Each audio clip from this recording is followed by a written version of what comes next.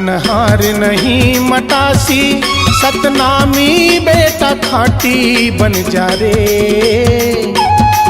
कन्हार नहीं मटासी सतनामी बेटा खाटी बन जा रे। अंधरा के लाठी डर पुकना के छाती और खोरवा के बैसाखी बन जा रे। अंधरा के लाठी डर पुकना के छाती और खोरवा के बैसाखी बन जा रे। अभी तो ही समान जागी जागी नजर आई। अभी तो ही समान जागी जागी नजर आई।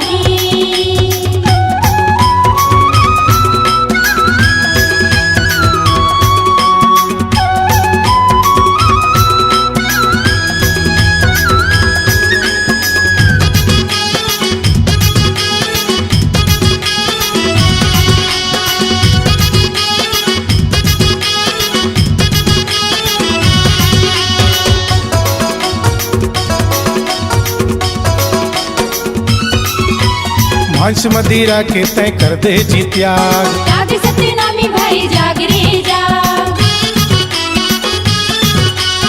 झूठला बारी के कर दे जी त्याग। जाग सतनामी भाई जाग रे जाग। चोरी छिनारी के कर दे जी त्याग। जाग सतनामी भाई जाग रे जाग। जुआ चित्ती के तय कर दे जी त्याग। जाग सतनामी भाई जाग रे जाग। यार के दिया बाती गुरु घासी बाबा की नाती बन जा रे। अंधरा के लाठी डर पुकना के छाती और खोरवा के बैसाखी बन जा रे। अंधरा के लाठी डर पुकना के छाती और खोरवा के बैसाखी बन जा रे। अभी तो ही समान जागी जागी नजर आई। अभी तो ही समान जागी जागी नजर आई।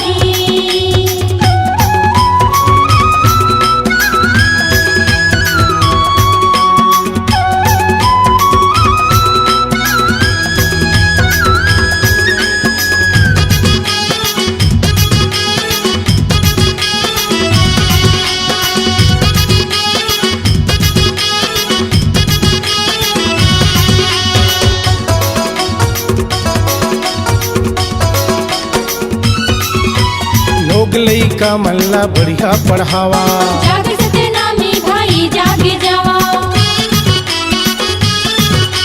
समाज ला सुघर शिक्षित बनावा।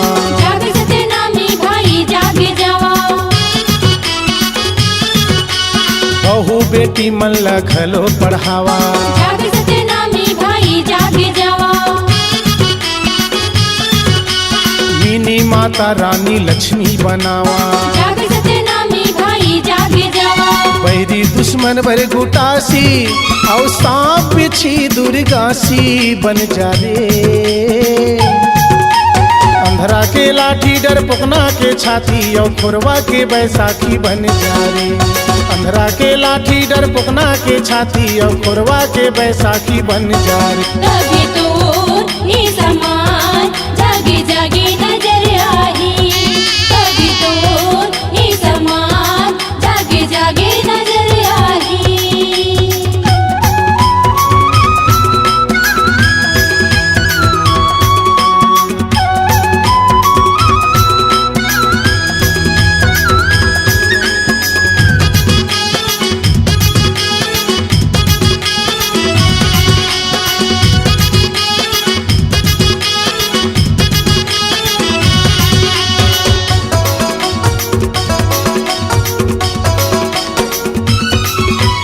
खून पसीना के कर ले कमाई।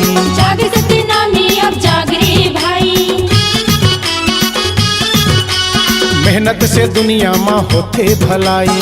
जाग सतनामी अब जाग रे भाई। हक अधिकार के लड़ले लड़ाई। जाग सतनामी अब जाग रे भाई। सूते के बेरा नहीं है जाग भाई। जाग सतनामी अब जाग रे भाई। प्यासा भर पानी और भूखा भर नून चटनी और बासी बन जा रे। अंधरा के लाठी डरपोकना के छाती और खोरवा के बैसाखी बन जाए। अंधरा के लाठी डरपोकना के छाती और खोरवा के बैसाखी बन जाए। तभी तो ये समान जागे जागे नजर आई। तभी तो ये समान जागे जागे नजर आई। कन्हार नहीं मटासी सतनामी बेटा खाटी बन जा रे। कन्हार नहीं मटासी सतनामी बेटा खाटी बन जा रे। अंधरा के लाठी डरपोकना के छाती और खोरवा के बैसाखी बन जा रे। अंधरा के लाठी डरपोकना के छाती और खोरवा के बैसाखी बन जा रे। तभी तो ये समान जागे जागे नजर आई। तभी तो ये समान जागे जागे नजर आई। तभी तो ये समान जागे जागे नजर आई। तभी तो ये समान जागे जागे नजर आई। परम आदरणीय श्रोतावृंद, भारत भूमि के हृदय स्थल छत्तीसगढ़ की धरा में रचे बसे ग्राम धार नवलपुर की माटी में सन 1780 के आसपास हमारे सतनामी समाज के वरिष्ठ बुजुर्गों, सामाजिक विचारकों के अनुसार महान पराक्रमी माटी पुत्र श्री भुजबल दास राजमहंत जी का जन्म हुआ था, जिन्हें प्रातः स्मरणीय विश्ववंदनीय महान तपस्वी परम पूज्य बाबा गुरु घासीदास जी ने सर्वप्रथम राजमहंत पद से भुजबल दास महंत जी को सम्मानित किया। आदरणीय भुजबल दास महंत जी का समाज में फैले कुरीति, अंधविश्वास, ऊंच नीच, भेदभाव की बुराई को समाज से मिटाने में विशेष योगदान रहा, जिसमें मुख्य रूप से मानवता के तहत समानता के अधिकार पर डोला प्रथा को लगभग सन 1830 में नागपुर सुप्रीम कोर्ट से प्रस्ताव पारित कराकर सतनामी समाज में प्रचलित किया, जो मानव समाज में मिसाल बनकर रहा। जिन महान विभूति कर्मठ महंत श्री भुजबल दास महंत जी के सत्कर्मों की जीवन चरित्र पर आधारित यह महान गाथा को गीत संगीत में लयबद्ध कर पंथी भजन के सम्राट भगत गुलेरी अधिवक्ता के सुमधुर आवाज से मुखरित कर मानव समाज को समर्पित है भुजबल महंत के डोला।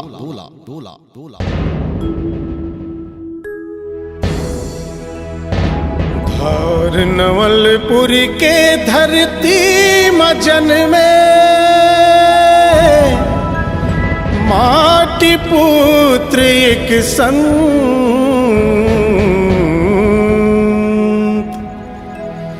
ये दीदी वो ये भैया गा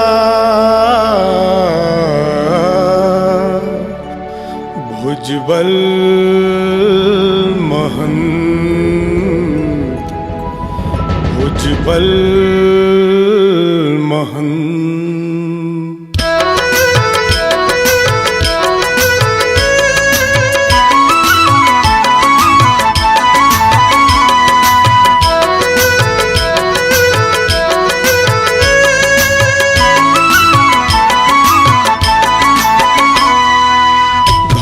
नवलपुर के धरती मजन में, धार नवलपुर के धरती मजन में माटी पुत्र एक संत, ये दीदी वो ये भैया गा भुजबल भुजबल महंत। ये दीदी वो भुजबल महंत, ये भैया गा भुजबल महंत। ये दीदी वो भुजबल महंत, ये भैया गा भुजबल महंत।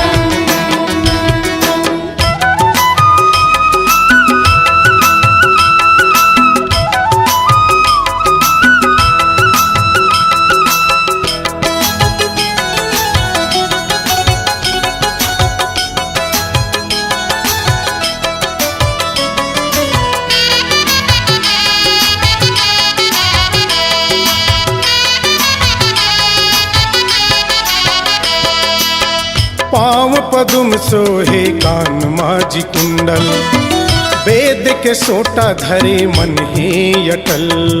मन है अटल, मन है अटल। ऐठ मुरेरी पागा में छाहे तर्रा, चोखा जुबान जिला बोलते लखर्रा। बोलते लखर्रा, बोलते लखर्रा।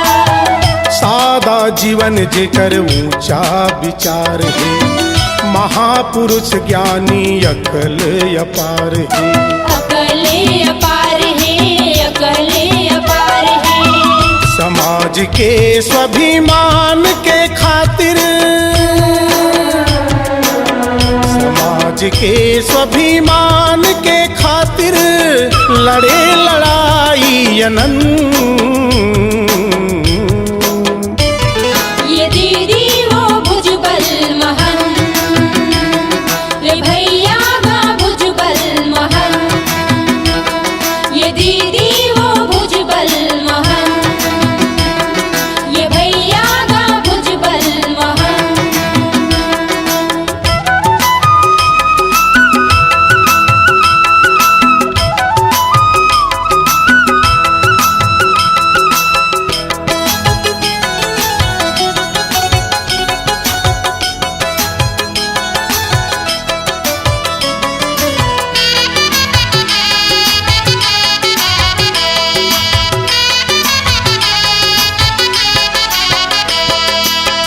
अंग मजनवा कंठी माथा मचंदन, ऐठे ऐठे भुजा गोरा बदन।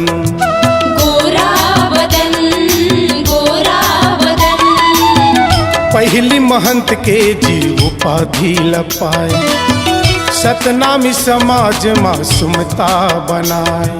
सुमता बनाए, सुमता बनाए। गाँव के गौटिया दया माया के भंडार, सतनामी समाज के महंत जी हमार। महंत जी हमार, महंत जी हमार। समाज खातिर बर लड़े हर पल, समाज खातिर बर लड़े हर पल। बाहुबली बलवंत, ये दीदी वो भुजबल महन, ये भैया गा भुजबल महन। ये दीदी वो भुजबल महन, ये भैया गा भुजबल महन। धार नवलपुर के धरती मचन में, धार नवलपुर के धरती मचन में, माटी पुत्र एक सन। ये दीदी वो, ये भैया गा भुजबल महन, भुजबल महन। ये दीदी वो भुजबल महन, ये भैया गा भुजबल महन। ये दीदी वो भुजबल महन, ये भैया गा भुजबल महन। ये दीदी वो भुजबल महन, ये भैया गा भुजबल महन। श्रद्धेय भुजबल दास महंत जी की यह गाथा शुरू होती है जब अपने पुत्र के लिए वधू की तलाश में ग्राम चिरहुला के नैपलिया गोटिया के घर जाने के लिए नील नामक घोड़े पे सवार होकर प्रस्थान करते हैं। ग्राम चिरहुला में पहुंचते ही वहां की लोगों में महंत जी को देखकर उत्साहपूर्ण पाए लगी महाराज कहकर अभिवादन किया। उस अभिवादन के जवाब में भुजबल महंत जी बोले जय सतनाम, यह कहकर अभिवादन स्वीकार किया।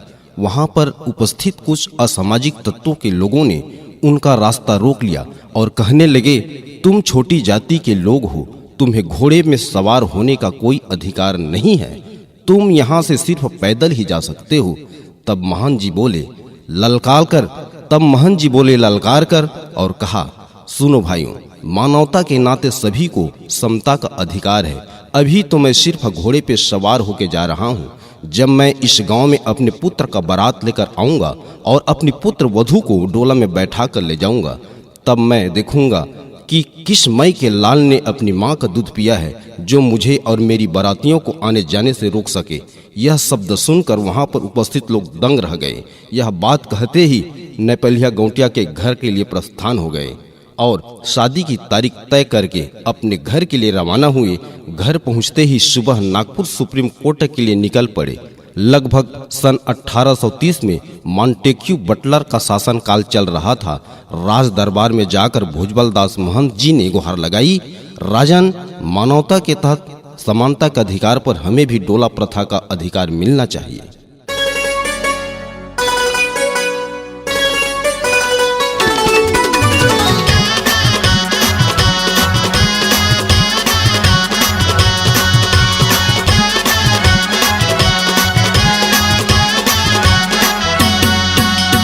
समता और सम्मान के खातिर जगमय से करे जग जाहिर।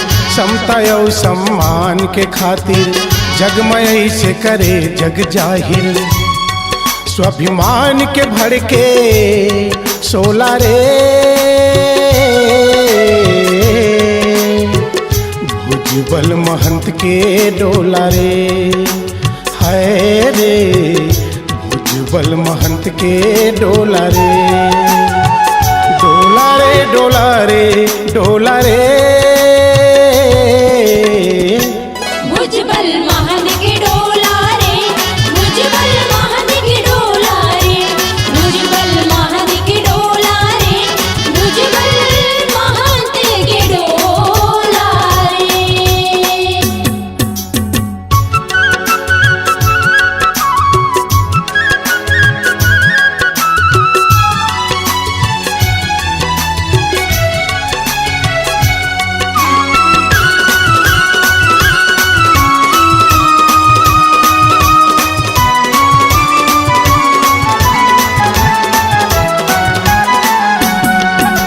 सन 1830 करीबन सत के लोहा माना।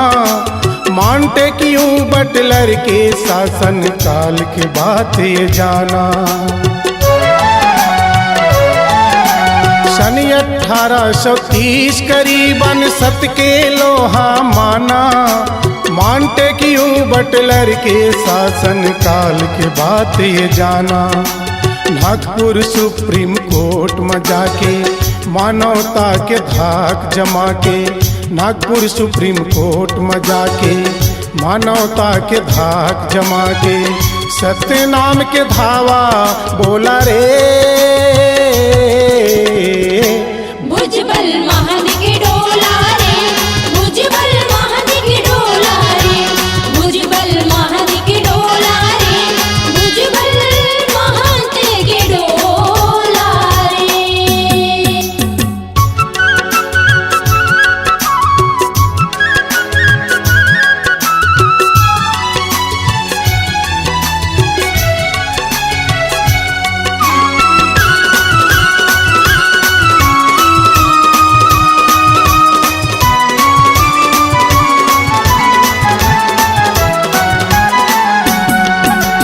राजा के दरबार में जाके बोले बानी बड़े बड़े।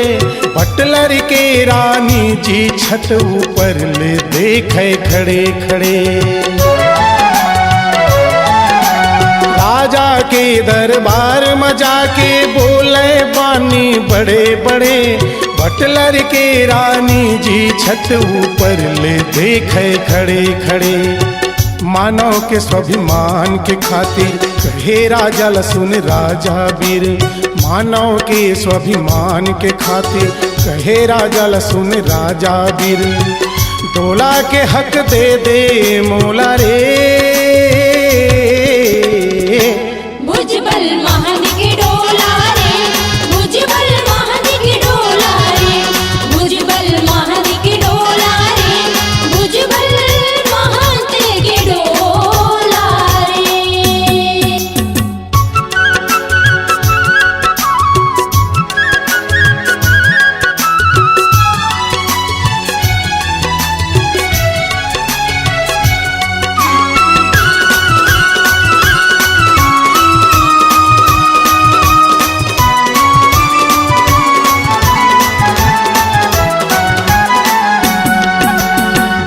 बटलर राजा डोला देहे बर साफ करे इनकार। महारानी बोले मानवता खातिर वो करो हे अधिकार। बटलर राजा डोला देहे बर साफ करे इनकार। महारानी बोले मानवता खातिर वो करो हे अधिकार। रानी बचन सुन के रहे राजा मनमा गुन के कहे। रानी बचन सुन के रहे राजा मनमा गुन के कहे। जा डोला दिया मैं तोला रे। भुजबल महंत के डोला रे, भुजबल महंत के डोला रे, भुजबल महंत के डोला रे, भुजबल महंत के डोला रे। समता और सम्मान के खातिर जगमय से करे जग जाहिर।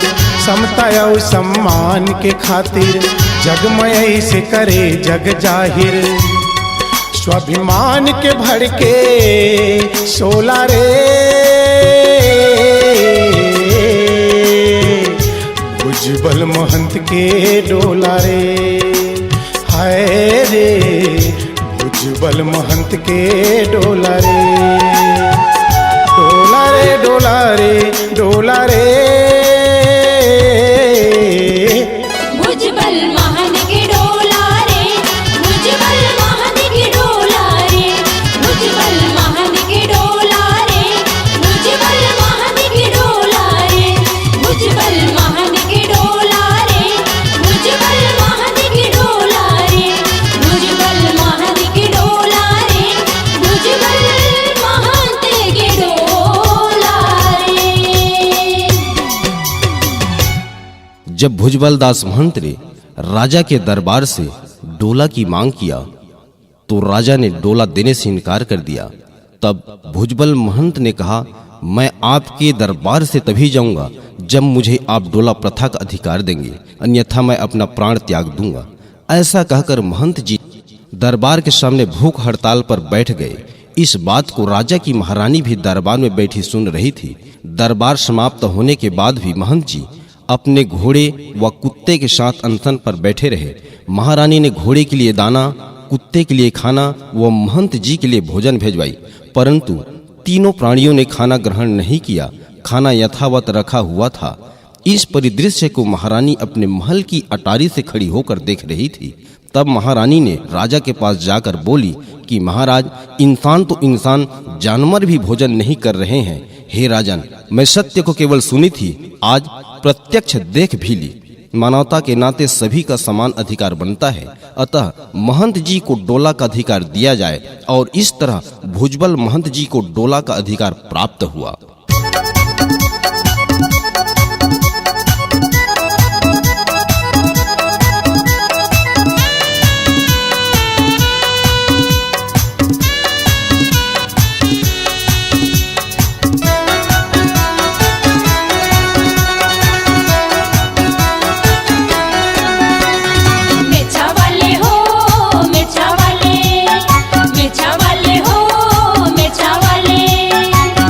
वाले वीर सत्यनामी समाज के सुन लो कहानी सुनैया मन आज के।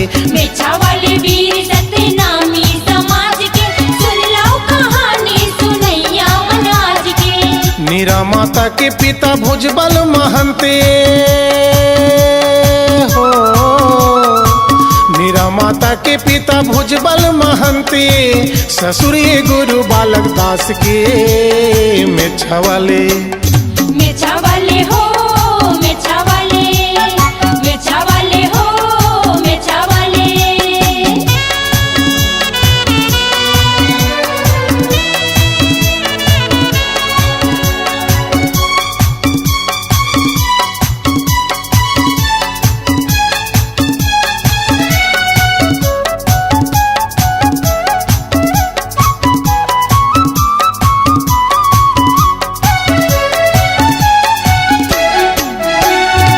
नागपुरे माझी डोला बनवाए, आनी बानी के ओला बढ़िया सजवाए।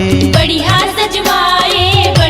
सजवाए। नागपुर माझी डोला बनवाए, आनी बानी के ओला बढ़िया सजवाए।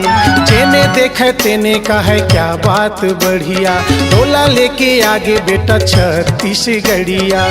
पाँच हाथ के घोड़ा में बैठे महंत जी हो, पाँच हाथ के घोड़ा में बैठे महंत जी। मूछ मताओ पगड़ी साज के, मिछा वाले वाले हो, मिछा वाले, मिछा वाले हो, मिछा वाले। मिछा वाले वीर सतनामी समाज के, सुन लो कहानी सुनैया मन आज के। मिछा वाले हो, मिछा वाले, मिछा वाले हो, मिछा वाले।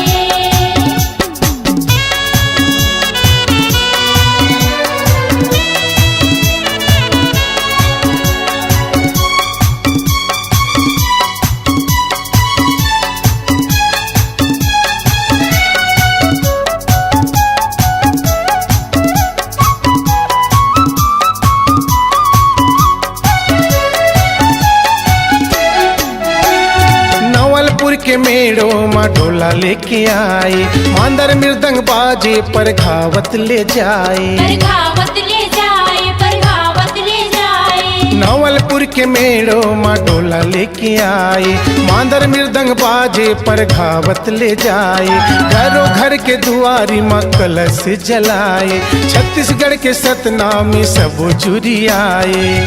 जय जयकार उड़े भुजबल महंत के हो, जय जयकार उड़े भुजबल महंत के।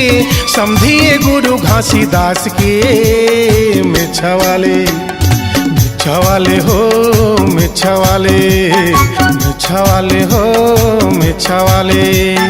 मिछा वाले वीर सतनामी समाज के, सुन लो कहानी सुनैया मन आज के। मिछा वाले हो, मिछा वाले, मिछा वाले हो, मिछा वाले।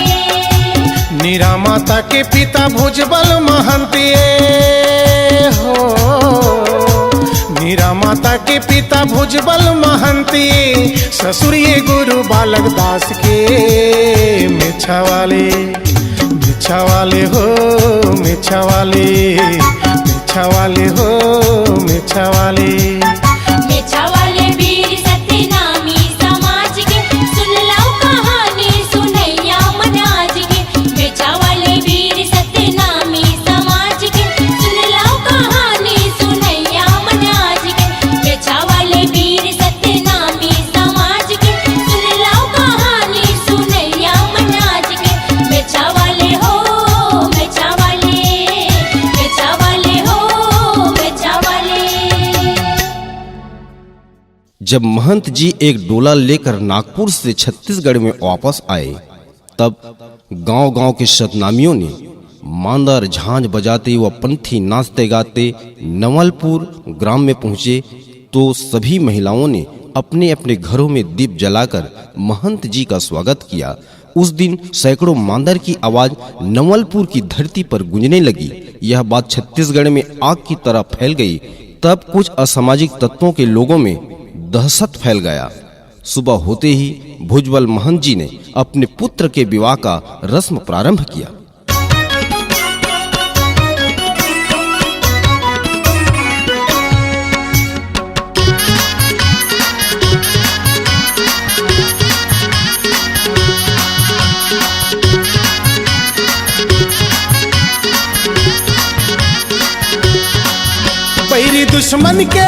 बैरी दुश्मन के छाती फाटे रे, झुरमिल के मांदर माँ सतनामी मन पंथी नाचे। झुरमिल के मांदर माँ सतनामी मन पंथी नाचे। झुरमिल के मांदर माँ सतनामी मन पंथी नाचे। मन अटल तन चंचल घन घोर, मन अटल तन चंचल घन घोर। झांझ मजीरा बाजे रे, झुरमिल के मांदर माँ सतनामी मन पंथी नाचे। झुरमिल के मांदर माँ सतनामी मन पंथी नाचे।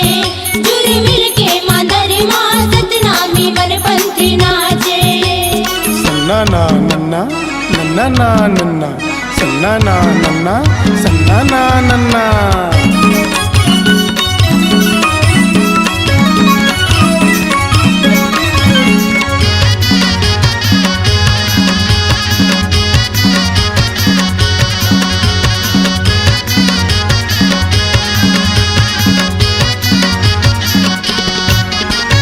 भुजबल महंत जी अपन बेटा के धूमधाम से मड़वा गड़ाए।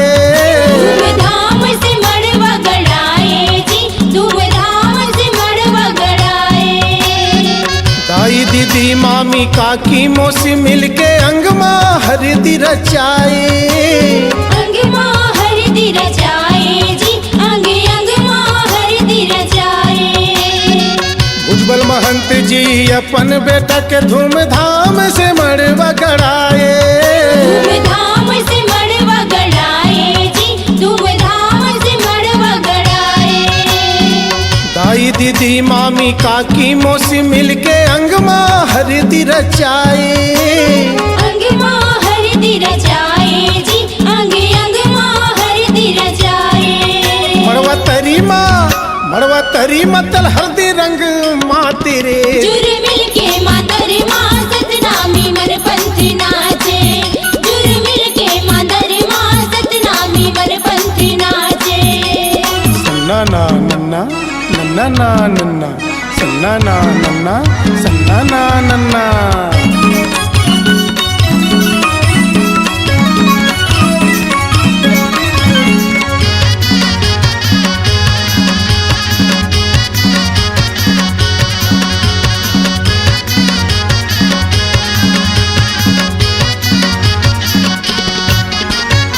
मायन के दिन नता गोतायऊ समाज के मन जुरियाइन।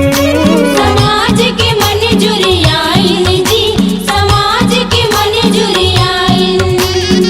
बारात के दिन चलना है कैसे यही रणनीति बनाइन। यही रणनीति बनाइन जी, यही रणनीति बनाइन। मायन के दिन नता गोतायऊ समाज के मन जुरियाइन।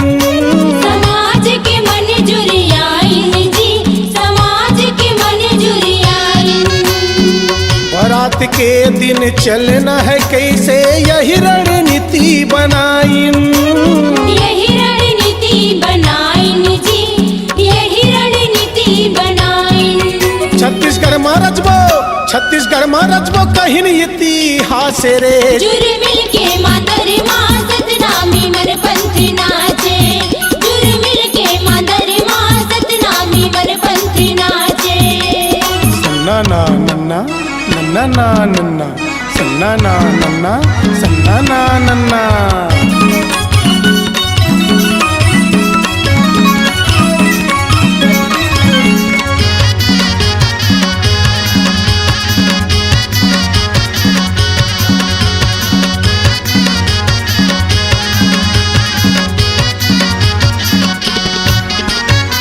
चल बरतिया तियार हो जी गाँव में डंका बाजे। गाँव में डंका बाजे जी, गाँव में डंका बाजे। दुल्हा डौकाला नहा खोरवा के राजा सवंग पहिराए। राजा सवंग पहिराए जी, राजा सवंग पहिराए। चल बरतिया मन तियार हो जी गाँव में डंका बाजे। गाँव में डंका बाजे जी, गाँव में डंका बाजे। दुल्हा डौकाला नहा खोरवा के राजा सवंग पहिराए। राजा सवंग पहिराए जी, राजा सवंग पहिराए। ढोला लेके निकले गाँव से बारात रे। जुर मिलके मातर माँ सतनामी मन पंथ नाचे। जुर मिलके मातर माँ सतनामी मन पंथ नाचे। मन अटल तन चंचल खन घोर। मन अटल तन चंचल खन घोर झांझ मजीरा बाजे रे। जुर मिलके मातर माँ सतनामी मन पंथ नाचे। जुर मिलके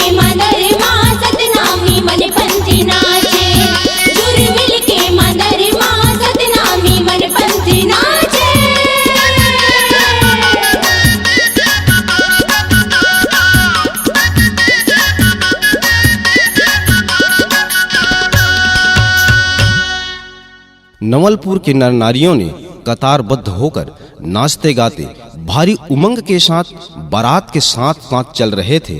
फटाकों की ध्वनि आसमान में गूंज रही थी, जो ऐसा प्रतीत हो रहा था मानो बादल गरज रहा हो। सर पे पगड़ी, हाथ में तलवार, घोड़े पे सवार होकर भुजबल महंत के पुत्र दुल्हा बने आगे आगे चल रहे थे और कहारों ने अपने कंधे पर डोला थामे पीछे पीछे चल रहे थे, मानो संसार की सभी खुशियां नवलपुर की धरती पर समाहित हो रही हो।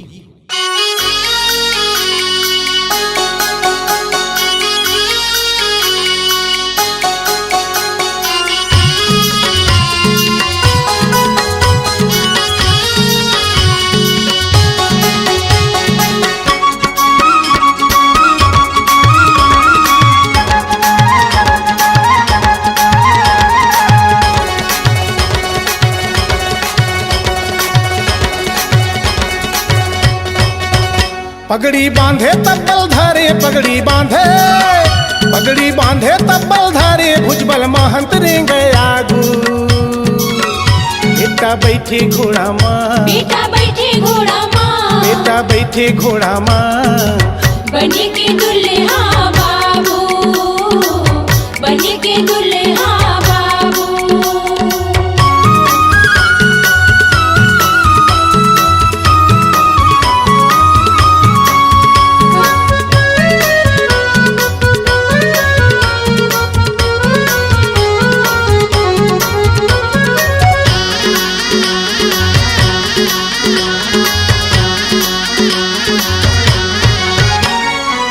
घर ले निकले साहेब सत्य नाम भज के, घर ले निकले साहेब सत्य नाम भज के। हजारों बाराती चले बने सज धज के, हजारों बाराती चले बने सज धज के। नारी मंजूर मिली आरती उतारे, नारी मंजूर मिली आरती उतारे। सत्य नाम सबो जिन पुकारे, सत्य नाम सबो जिन पुकारे। लइका सियान बुढ़वा जवान, लइका सियान, लइका सियान बुढ़वा जवान संग चले संत साधु। बेटा बैठे घोड़ा माँ, बेटा बैठे घोड़ा माँ, बेटा बैठे घोड़ा माँ, बने के दुल्हा बाबू, बने के दुल्हा बाबू। पगड़ी बांधे तब्बल धारे, पगड़ी बांधे, पगड़ी बांधे तब्बल धारे, भुजबल महंत रेंग आगू। बेटा बैठे घोड़ा माँ, बेटा बैठे घोड़ा माँ, बेटा बैठे घोड़ा माँ, बने के दुल्हा बाबू, बने के दुल्हा बाबू।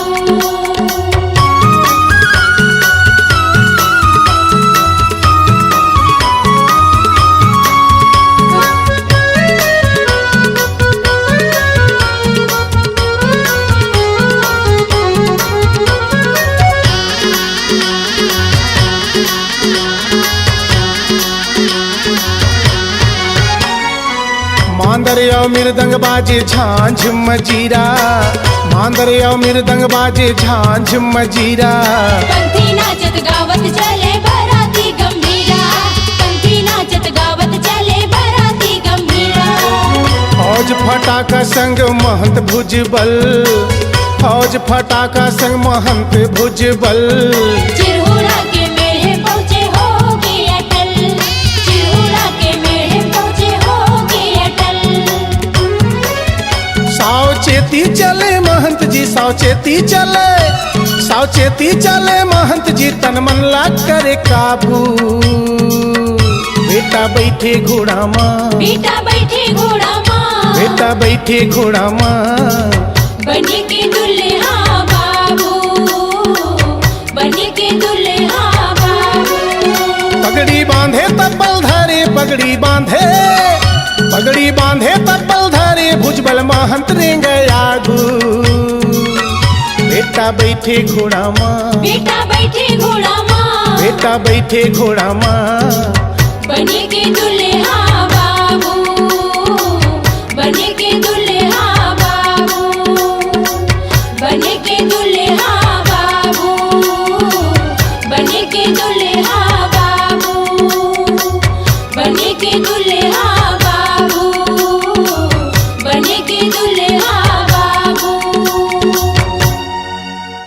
राजमहंत जी अपनी बाराती के साथ ग्राम चिरहुला के धरती पर पहुंचे तो वहां के और आसपास के गांव के असामाजिक तत्वों ने बारातियों का रास्ता रोक दिया और कहा कि तुम छोटी जाति के लोगों को डोला में बैठने का कोई अधिकार नहीं है।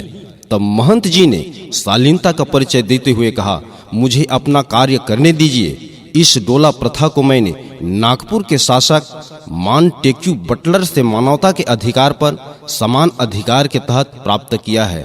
उसके बावजूद भी उन लोगों ने नहीं माना और बारातियों पर आक्रमण कर दिया। फिर भुजबल दास महंत जी ललकारते हुए मैदान में कूद पड़े।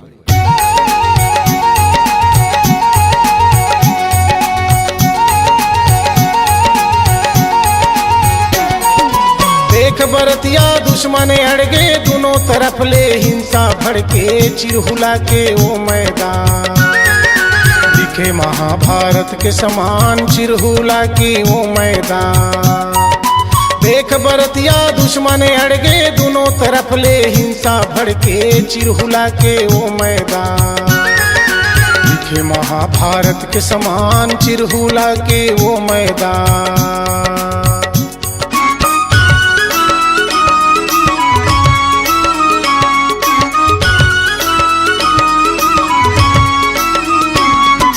मारो मारो मारो मारो भुजबल महंत कहे ललकार, छुटे बरतिया तैयार होके, हाथ धरे तब बल तलवार, महाभारत कस दिखन लागे। दोनों तरफ चले हथियार, मैदान माँ धुर्रा उड़ गे, धरती होवन लागे लाल, शेर यसन भुजबल जी गरजे। देख दुश्मन बैरी थरियार, भुजबल महंत में छयटियार, चिरहुला के वो मैदान दिखे महाभारत के समान, चिरहुला के वो मैदान। देख बरतिया दुश्मन अड़गे, दोनों तरफ ले हिंसा भड़के, चिरहुला के वो मैदान दिखे महाभारत के समान, चिरहुला के ये मैदान दिखे महाभारत के समान, चिरहुला के वो मैदान।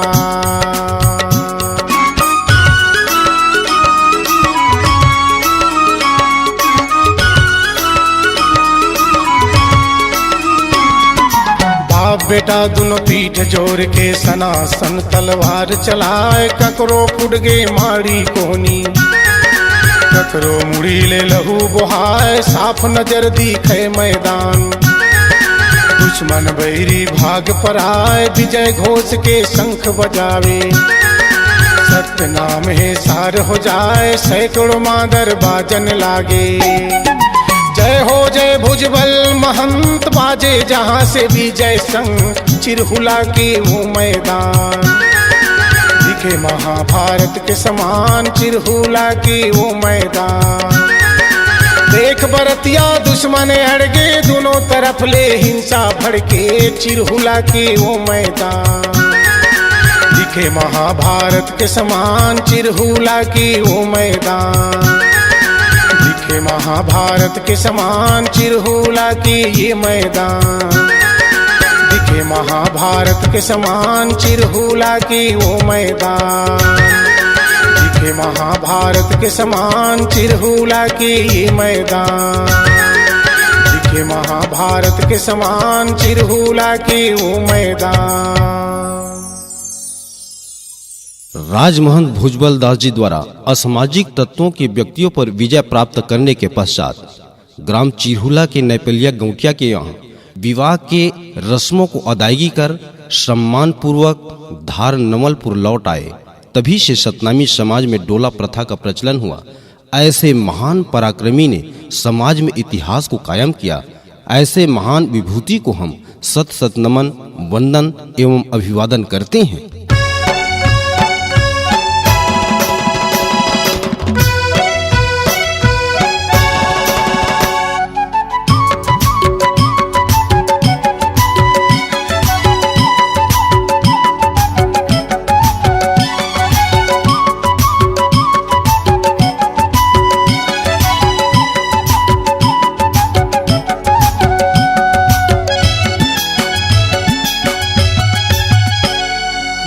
बिहार के लाए समाज ला जगाए।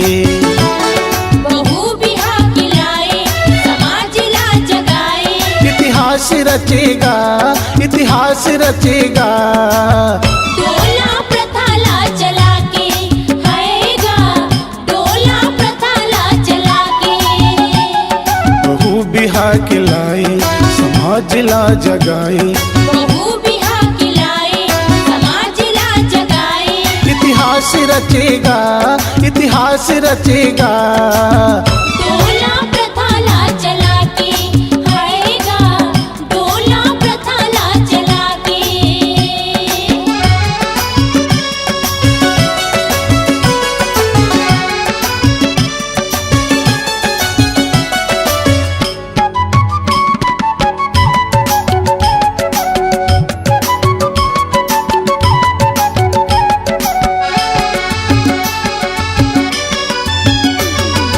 चिरहुला माने पलिहा गौटिया के बेटिया। चिरहुला माने पलिहा गौटिया के बेटिया। नवलपुर मां भुजबल महंत के बहू कहा, नवलपुर मां भुजबल महंत के बहू कहा।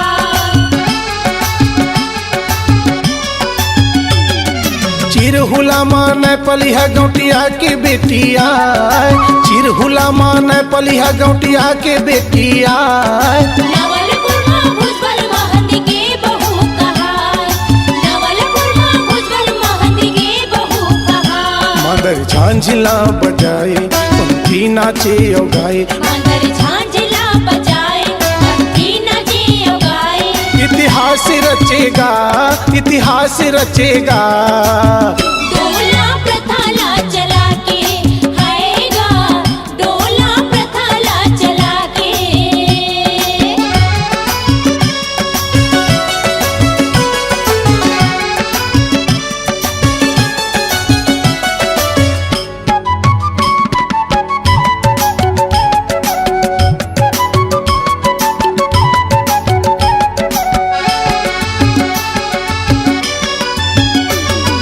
भुजबल महंत बेटा बहुल लाए घर भितरी। भुजबल महंत बेटा बहुल लाए घर भितरी। रानी राजा बना के बैठारी मड़वा तेरी, रानी राजा बना के बैठारी मड़वा तेरी।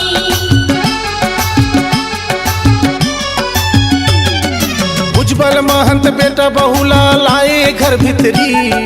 भुजबल महंत बेटा बहुला लाए घर भितरी।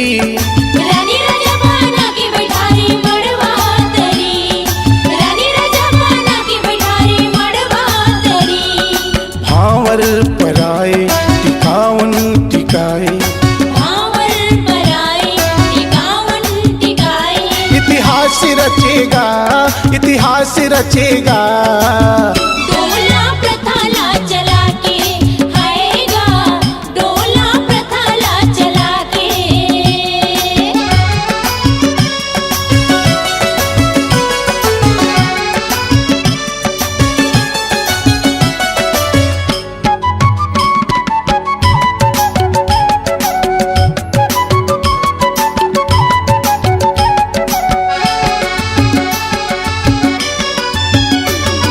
छत्तीसगढ़ में सतनामी के स्वाभिमान जागे। छत्तीसगढ़ में सतनामी के स्वाभिमान जागे। मनमानत छाए संगी सरग सही लागे, मनमानत छाए संगी सरग सही लागे। छत्तीसगढ़ में सतनामी के स्वाभिमान जागे।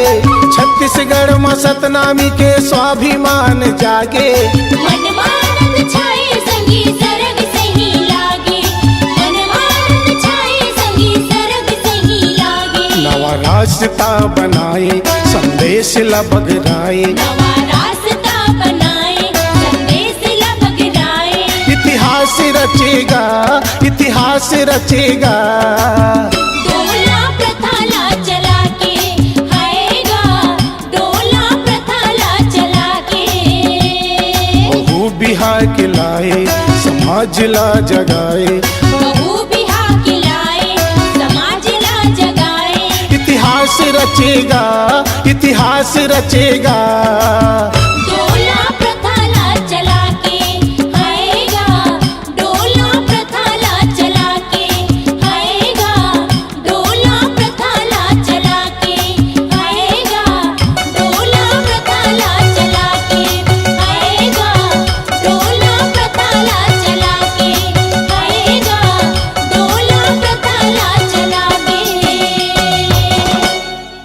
महंत जी के इस गाथा से हमें यही प्रेरणा मिलती है, यदि किसी भी कार्य को दृढ़ संकल्प के साथ प्रारंभ किया जाए तो उसका सफलता अंत में निश्चित है।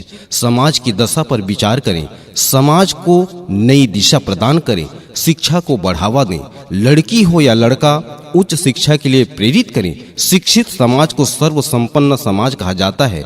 सत्य के मार्ग पर चलना सीखें, अपने अधिकार के लिए लड़ना सीखें, तभी आप सतनाम धर्म अर्थात मानव धर्म के रखवाले एवं अनुयायी हो सकते हैं।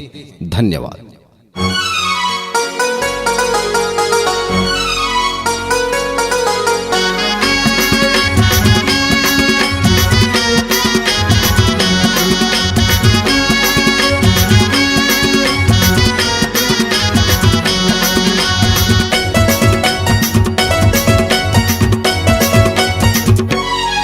कन्हार नहीं मटासी सतनामी बेटा खाटी बन जा रे। कन्हार नहीं मटासी सतनामी बेटा खाटी बन जा रे। अंधरा के लाठी डरपोकना के छाती और खोरवा के बैसाखी बन जा रे। अंधरा के लाठी डरपोकना के छाती और खोरवा के बैसाखी बन जा रे। तभी तो ये समाज जागे जागे नजर आई, तभी तो ये समाज जागे जागे नजर आई।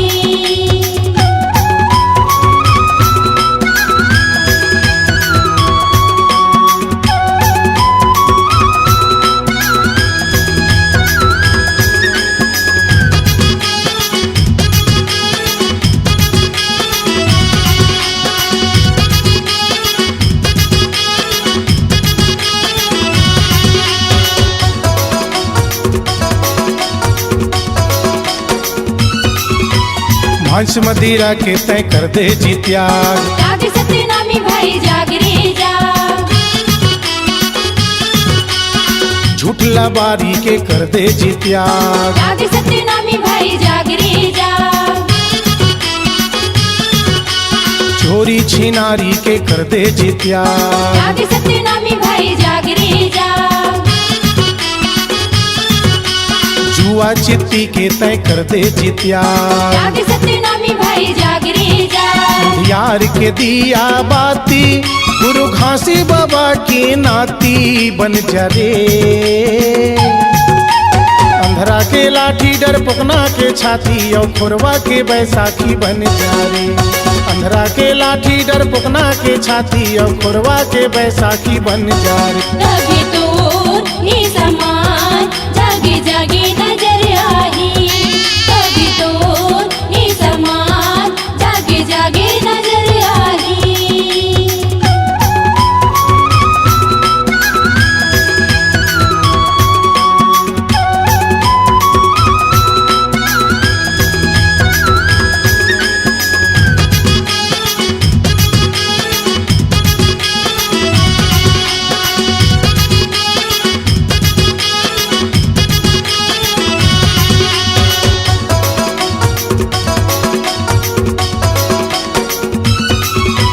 लोग लइका मल्ला बढ़िया पढ़ावा।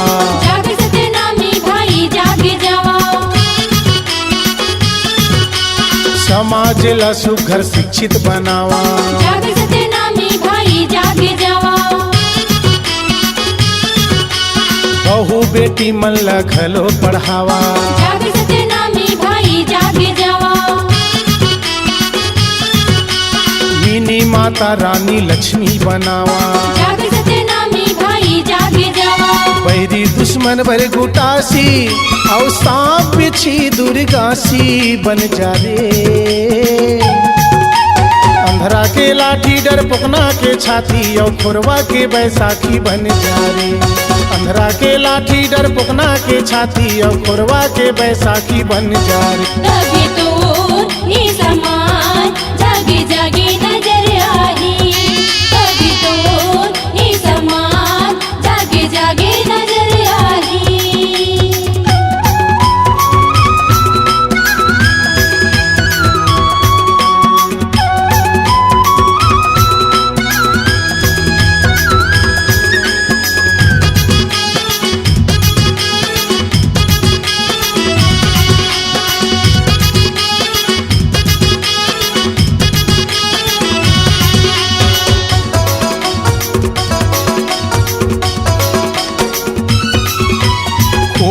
पसीना के कर ले कमाई। जाग सतनामी अब जाग रे भाई, मेहनत से दुनिया माँ होते भलाई। जाग सतनामी अब जाग रे भाई, हक अधिकार के लड़ले लड़ाई। जाग सतनामी अब जाग रे भाई, सूते के बेरा नहीं है जाग भाई। जाग सतनामी अब जाग रे भाई, प्यासा बर पानी औ भूखा बर नून चटनी औ बासी बन जा रे। अंधरा के लाठी डर पुकना के छाती औ खोरवा के बैसाखी बन जा रे। अंधरा के लाठी डर पुकना के छाती औ खोरवा के बैसाखी बन जा रे। तभी तो ये समान जागे जागे नजर आई, तभी तो ये समान जागे जागे नजर आई। कन्हार नहीं मटासी सतनामी बेटा खाटी बन जा रे। कन्हार नहीं मटासी सतनामी बेटा खाटी बन जा रे। अंधरा के लाठी डर पुकना के छाती और खोरवा के बैसाखी बन जा रे। अंधरा के लाठी डर पुकना के छाती और खोरवा के बैसाखी बन जा रे। तभी तो ये समान जागे जागे नजर आई, तभी तो ये समान जागे जागे नजर आई, तभी तो ये समान जागे जागे नजर आई, तभी तो ये समान जागे जागे नजर आई। C-Log Digital Recording Studio, Cordoba. Contact number 99071192115.